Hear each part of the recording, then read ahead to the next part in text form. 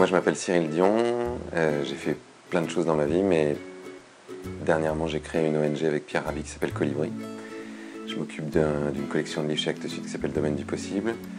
Je suis cofondateur d'un magazine qui s'appelle Kaizen, qui est un magazine d'initiatives positives pour construire une société plus écologique, plus humaine. Je suis récemment auteur et réalisateur. Là j'ai fait un film avec Mélanie Laurent qui s'appelle Demain, qui essaie de montrer des solutions un peu partout dans le monde pour réinventer la société. Un des trucs dont je me souviens le plus, c'est quand j'étais petit, je rêvais d'être éboueur, ce qui est un rêve un peu particulier pour des enfants. Je guettais les éboueurs tous les matins à la fenêtre et je trouvais ça génial, ce truc de jeter les poubelles dans le camion. Donc il y avait deux trucs que j'aimais particulièrement, c'était faire la même chose. Donc j'avais des coussins chez moi et je jetais les coussins sur le lit de mes parents, j'avais mis un bonnet, des gants comme les éboueurs et je faisais mon éboueur quoi. Et j'avais des petits camions d'éboueurs.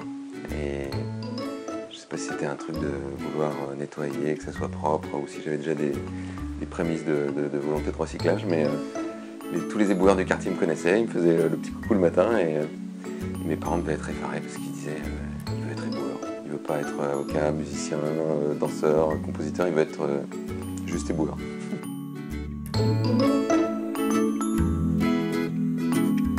Ben, évidemment, étant donné le métier que je fais, les préoccupations que j'ai, j'adorerais pouvoir trouver des jouets qui sont faits sans matière toxique et polluante, parce que les enfants les manipulent toute la journée, les mettent dans la bouche, et en fait quand on sait toutes les saloperies qu'il y a dans les jouets, c'est un peu effrayant de se dire que nos enfants mâchouillent ça.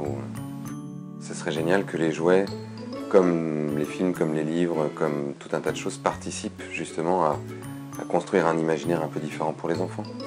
Donc les enfants puissent commencer à, j'en sais rien moi, à jouer à recycler, à jouer à économiser l'énergie, à jouer à avoir des petits panneaux solaires, j'en sais rien, s'ils avaient des maisons dans lesquelles ils ont leurs petits personnages, et que tout ce qu'on connaît dans les jouets qu'on a eu nous ou que nos enfants ont maintenant soit remplacé par ce qui sera la réalité sans doute du monde dans 10 ans, 20 ans, 30 ans.